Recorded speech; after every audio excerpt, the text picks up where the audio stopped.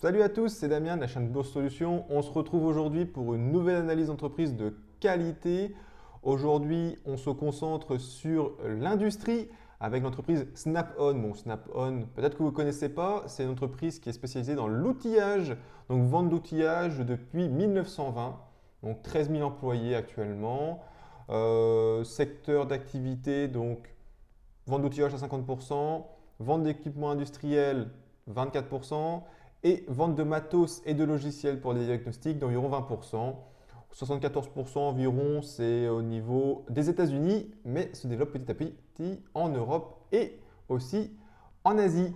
Donc l'entreprise actuellement perd pendant les 3 derniers mois 12,24%. C'est une petite tôle. Bon, on va voir si elle est quand même de qualité. On est sur une mid-cap déjà, premier point. On est sur une mid-cap en effet, 13,33 milliards de dollars de capitalisation boursière. Bon, déjà ça c'est intéressant pour moi, j'adore les mid-cap, je ne vais pas vous mentir. Ensuite, qu'est-ce que nous avons? Nous avons le revenu, donc 4,71 milliards de dollars. D'accord. Nous avons un net income, donc du coup un bénéfice net en français de 1 milliard de dollars. Nous avons un free cash flow super de quasiment 1 milliard de dollars, 999 millions.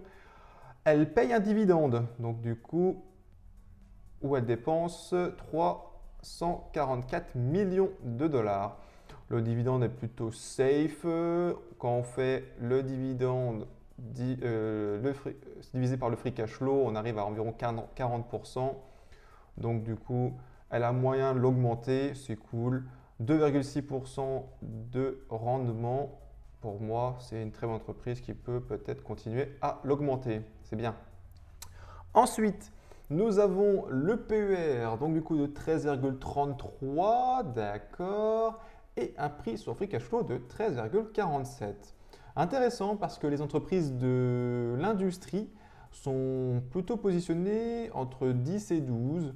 Donc du coup, par exemple, des entreprises que vous connaissez comme Caterpillar ou John Deere ou même UPS. On va se positionner au niveau des 8 piliers. Donc du coup, tout est ouvert pour l'instant, donc c'est carré. Mais on va regarder un petit peu plus dans le détail. Alors, nous avons déjà un retour sur capitaux investis de 12,18%. Bon, on rappelle les retours sur capitaux investis. L'actionnaire donne 1 dollar. Combien de dollars peut faire l'entreprise à elle seule? Et bien là, avec 12,18%, et ben, l'actionnaire donne 1 dollar, l'entreprise génère 1,12 dollars. Donc c'est plutôt propre. Souvent, les entreprises de qualité sont supérieures à 15, mais supérieures à 9, ça fait quand même quelque chose de très intéressant. Ça rend l'entreprise pérenne dans le temps. L'entreprise rachète ses actions à hauteur de 7,32%. C'est très intéressant. Ça permet de ne pas diluer l'actionnaire et ça, c'est cool.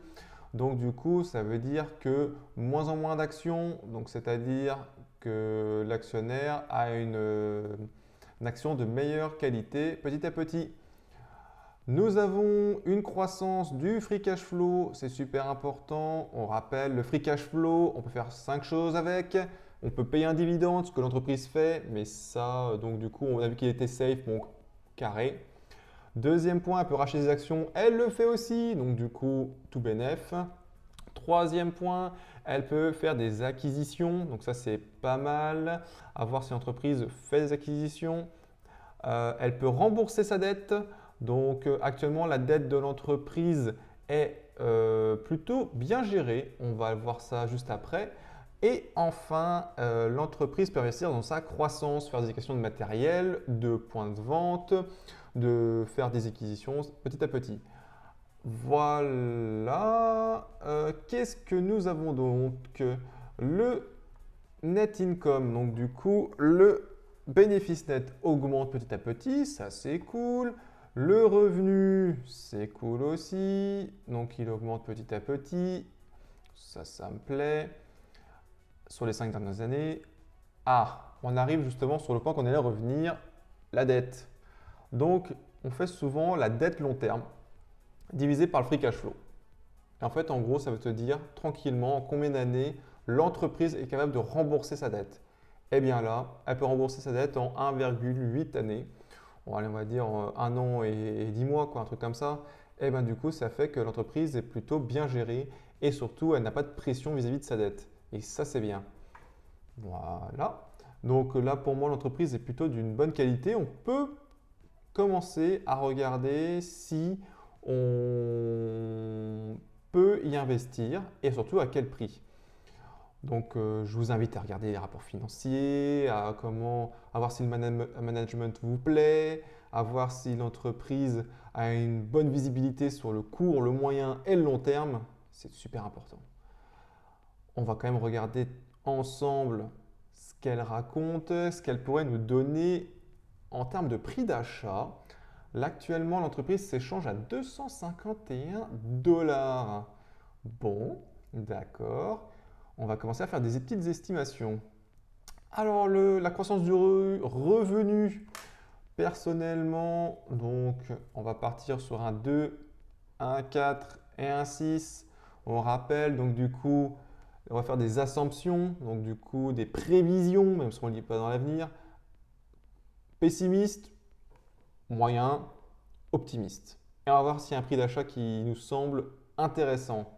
Profit, la profitabilité de l'entreprise, alors nous serons peut-être ici plutôt à, on peut mettre un petit 15, 17 et 19.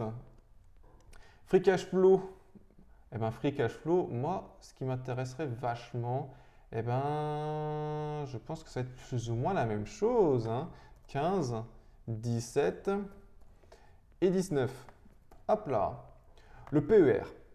Bon, le PER, on voit que l'entreprise a un retour sur le capital investi d'environ 12 les 10 dernières années, 12 les 5 dernières années et attention, presque 13 l'année dernière. Pour moi, l'entreprise est bien gérée, mais elle n'a pas la qualité suffisante pour avoir un premium. Donc du coup, là, ce que je vais faire, je vais mettre 11, 13 et 15. De même pour le free cash flow, le prix sur free cash flow, 11, 13 et 15. Qu'est-ce qu'on désire comme retour sur investissement? Donc moi, personnellement, je vais partir sur un 10% pour pas de l'ESP500. Faut pas déconner non plus. Je veux 12% pour le mid et je veux 14% pour la fin. Alors, là, on va avoir 6 chiffres, donc du coup basé sur le PER et basé sur le prix sur free cash flow. Bon, personnellement, j'aime beaucoup le prix sur free cash flow pour justement acheter mes actions. Donc là, on va regarder. Alors, de manière optimiste, l'entreprise serait achetée à 225 $.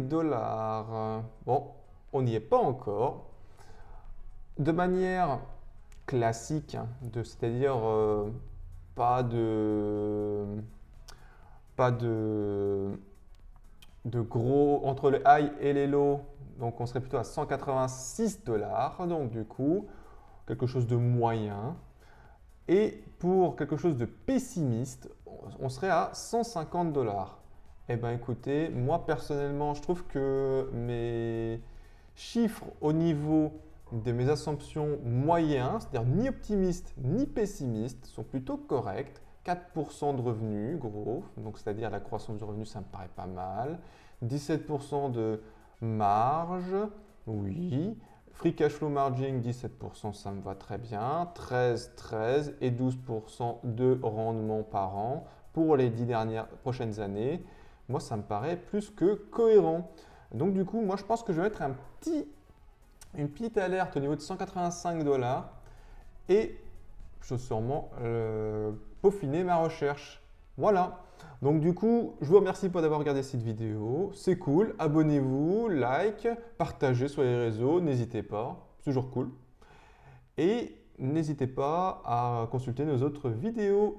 Ciao, à plus!